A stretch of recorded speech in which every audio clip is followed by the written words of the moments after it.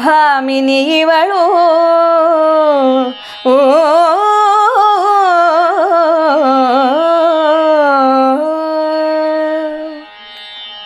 ಭಾಮಿನಿ ಇವಳು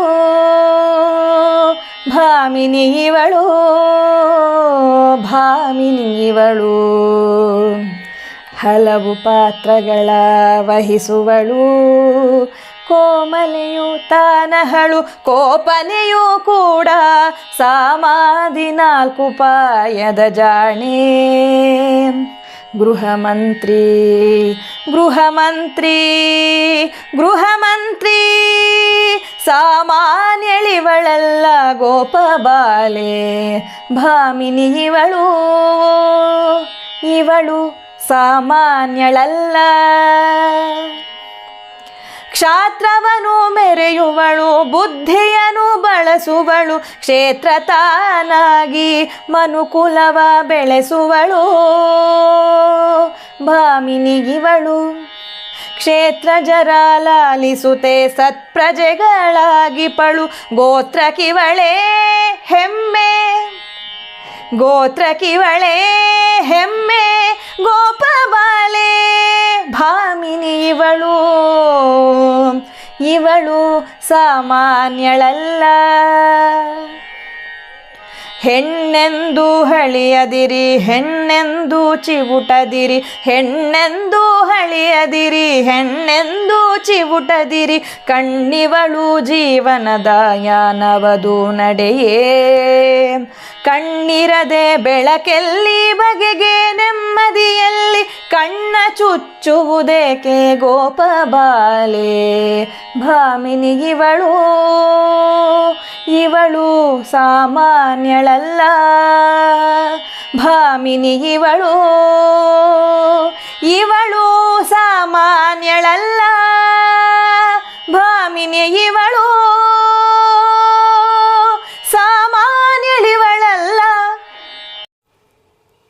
ಕಾವ್ಯಕಲಾಸಕ್ತ ಸಮಸ್ತ ಸಹೃದಯ ಶ್ರೋತೃಗಳಿಗೆ ನಮಸ್ಕಾರ. ಯತ್ರ ನಾರ್ಯಸ್ತು ಪೂಜ್ಯಂತೆ ರಮಂತೆ ತತ್ರ ದೇವತಾಃ ಎಂದು ನಂಬಿರುವ ವಿಶೇಷವಾದ ಸಂಸ್ಕೃತಿ ನಮ್ಮದು. ಒಂದು ಹೆಣ್ಣಿನ ಬಗೆಗೆ ಇಷ್ಟು ಸಂವೇದನೆಯಿಂದ ಪದ್ಯ ರಚಿಸಿರುವವರು ಗೋಪಬಾಲೆ ಎಂಬ ಅಂಕಿತದಲ್ಲಿ ಛಂದೋಬದ್ಧವಾಗಿ ಧ್ವನಿಪೂರ್ಣವಾಗಿ ಸ್ವಾರಸ್ಯಯುಕ್ತವಾಗಿ ಅನೇಕ ಪದ್ಯಗಳನ್ನು ಲಲಿತ ಪ್ರಬಂಧಗಳನ್ನು ರಚಿಸಿರುವ ಬೆಂಗಳೂರು ನಿವಾಸಿಗಳು ಬಹುಭಾಷಾ ಪಂಡಿತರು ಹಿರಿಯ ಗಮಕ ವ್ಯಾಖ್ಯಾತೃಗಳಾದ ವಿದೂಷಿ ಶ್ರೀಮತಿ ಶಾಂತಾ ಗೋಪಾಲ್ ಅವರು. ಒಂದು ಹೆಣ್ಣು ಮಗಳಾಗಿ ತಾಯಿಯಾಗಿ ಸೊಸೆ ಅಕ್ಕ ತಂಗಿ ಸ್ನೇಹಿತೆ ಪತ್ನಿಯಾಗಿ ಅನೇಕ ಪಾತ್ರಗಳನ್ನು ಒಂದು ಜೀವನದಲ್ಲಿ ವಹಿಸಿಕೊಳ್ತಾಳೆ. ಪರರಿಗಾಗಿ ನಿಸ್ವಾರ್ಥದಿಂದ ತನ್ನ ಹೊಣೆಯನ್ನು ಹೊತ್ತು ಅತ್ಯಂತ ಆಸ್ಥೆಯಿಂದ ಎಲ್ಲ ಜವಾಬ್ದಾರಿಗಳನ್ನು ನಿರ್ವಹಿಸುತ್ತಾಳೆ. ಈ ಹೆಣ್ಣು ಕೋಮಲೆ ಸುಕುಮಾರಿ ಮೃದು ಸೌಮ್ಯ ಸ್ವಭಾವದವಳು. ಇವಳನ್ನು ರಕ್ಷಿಸಬೇಕು ಸತ್ಯ.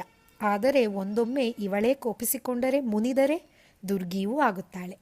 ಒಂದು ಸನ್ನಿವೇಶವನ್ನು ಪರಿಸ್ಥಿತಿಯನ್ನು ಅತ್ಯಂತ ಜಾಣ್ಮೆ ತಾಳ್ಮೆ ಮುಂದಾಲೋಚನೆಯಿಂದ ಚತುರೋಪಾಯಗಳಾದ ಸಾಮ ದಾನ ಭೇದ ದಂಡಗಳ ಸಮಯೋಚಿತ ಪ್ರಯೋಗದಿಂದ ಇಡೀ ಮನೆಯನ್ನು ನಿರ್ವಹಿಸುವವಳು ಈ ಗೃಹಿಣಿಯೇ.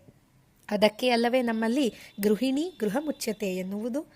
ಈ ಹಿನ್ನೆಲೆಯಿಂದ ಹೆಣ್ಣು ಅಸಾಮಾನ್ಯಳು ಅಪೂರ್ವಳು ಎಂಬ ಕವಿಗಳ ಅಭಿಪ್ರಾಯವೇನಿದೆ ಅದು ಅಕ್ಷರಶಃ ಸತ್ಯ. ಶಿವಶಕ್ತ್ಯಾಯುಕ್ತೌ ಯದಿ ಭವತಿ ಶಕ್ತಃ ಪ್ರಭವಿತುಂ ಎಂಬ ಆದಿಶಂಕರರ ಮಾತಿನಂತೆ ಹರಿಹರ ಬ್ರಹ್ಮಾದಿಗಳ ಸ್ಥಿತಿ ಲಯ ಸೃಷ್ಟಿ ಕಾರ್ಯಗಳಿಗೆ ಪ್ರೇರಣೆ ಶಕ್ತಿ. ಅವಳೇ ಹೆಣ್ಣು. ಇವಳನ್ನು ನಾವು ಆದಿಶಕ್ತಿ ಮಾಯೆ ಎಂದೆಲ್ಲ ಗುರುತಿಸಿದ್ದೇವೆ. ಪ್ರಕೃತಿ ಎಂಬ ಈ ಸ್ತ್ರೀ ಇಲ್ಲದಿದ್ದರೆ ಜಗವೇ ಇಲ್ಲ.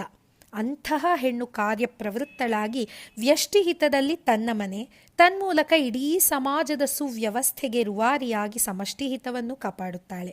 ಮನೆಯ ಒಳಗೂ ಹೊರಗೂ ಹೊಣೆ ಹೊತ್ತು ದುಡಿದು ದಣಿಯದ ಜೀವ ಹೆಣ್ಣು ಮಾತ್ರ. ತಯಾಹಿ ಲೋಕ ಸಂಜಾತಃ ತಯಾ ಲೋಕ ಪ್ರತಿಷ್ಠಿತ. ಅವಳಿಂದಲೇ ಲೋಕ ಹುಟ್ಟಿದೆ, ಲೋಕ ನಿಂತಿದೆ.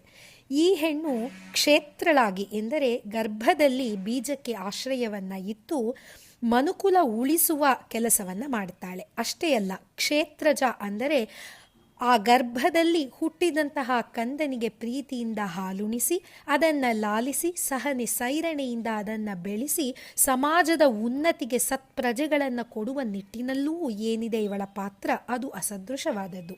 ಒಂದು ಕುಟುಂಬದ ಪರಂಪರೆಗೆ ಈ ಹೆಣ್ಣೇ ಹೆಮ್ಮೆ. ಹೆಣ್ಣಿನಿಂದ ತಾನೇ ಮನೆತನ ಬೆಳಗುವುದು, ಇವಳೇ ಮನೆಯ ದೀಪ. ಇದು ಗೋಪಬಾಲೆಯ ಅಭಿಪ್ರಾಯ. ಲೋಕ ಪ್ರಗತಿಗೆ ಕಾರಣೀಭೂತಳಾದ ಇಷ್ಟೆಲ್ಲ ಮಹತ್ವವಿರುವಂತಹ ಈ ಹೆಣ್ಣಿನ ಜನ್ಮವನ್ನು ಎಂದೂ ದೂಷಿಸಬಾರದು ಎಂದು ಕಡೆಯ ಭಾಗದಲ್ಲಿ ಕವಿಗಳು ಕಿವಿಮಾತು ಹೇಳಿದ್ದಾರೆ.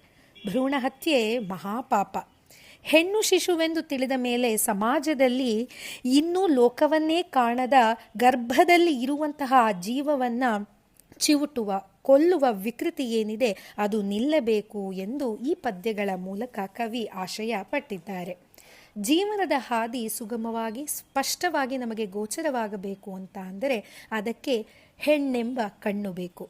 ಯಶಸ್ವಿ ಪುರುಷನ ಹಿಂದೆ ಒಬ್ಬಳು ಹೆಣ್ಣಿರುತ್ತಾಳೆ ಎನ್ನುವುದು ಇದಕ್ಕಾಗಿಯೇ. ನಮ್ಮ ಜೀವನವನ್ನು ಕಣ್ಣಾಗಿ ಈ ಜೀವನ ರಥವನ್ನು ಸಾಗಿಸುವವಳು, ಸ್ಫೂರ್ತಿಯಾಗಿ ನಿಲ್ಲುವವಳು ಹೆಣ್ಣೆ. ಈ ಕಣ್ಣೇ ಇಲ್ಲದೆ ಬೆಳಕು ಎಲ್ಲಿಂದ? ಬರಿಯ ಕತ್ತಲೆಯೇ ಅಜ್ಞಾನವೇ. ಈ ಕಣ್ಣನ್ನು ಚುಚ್ಚಿ ನಮ್ಮ ಅರ್ಥಾತ್ ಸೃಷ್ಟಿಯ ಅಂಧಕಾರಕ್ಕೆ ನಾವೇ ದಾರಿ ಮಾಡಿಕೊಳ್ಳುವುದು ಸಲ್ಲದು. ಲೋಕ ಪ್ರಗತಿಗೆ, ಮನುಕುಲದ ಬೆಳವಣಿಗೆಗೆ ಪ್ರಕೃತಿ ಪುರುಷರು ಜೋಡೆತ್ತಿನಂತೆ ದುಡಿಯಬೇಕು. ಯಾವುದೊಂದರ ಆಧಿಕ್ಯ ಪ್ರಾಬಲ್ಯವಿಲ್ಲದೆ ಸೌಹಾರ್ದದಿಂದ ಪರಸ್ಪರ ಪೂರಕ ಶಕ್ತಿಗಳೆಂದು ಮನವರಿತು ಕೈ ಕೈ ಹಿಡಿದು ನಡೆದರೆ ಮಾತ್ರ ವಿಶ್ವ ಪ್ರಗತಿ, ವಿಶ್ವ ಸಮತೋಲನ ಸಾಧ್ಯ ಎಂಬ ಗಂಭೀರ ಚಿಂತನೆ ಇರುವ ಈ ಸುಂದರ ಧ್ವನಿಪೂರ್ಣ ಪದ್ಯಗಳ ಪ್ರಸ್ತುತಿಯನ್ನು ಇಂದಿನ ಸಂಚಿಕೆಯಲ್ಲಿ ಎಲ್ಲ ಶ್ರೋತೃಗಳು ಆಲಿಸಿದ್ದೀರಿ.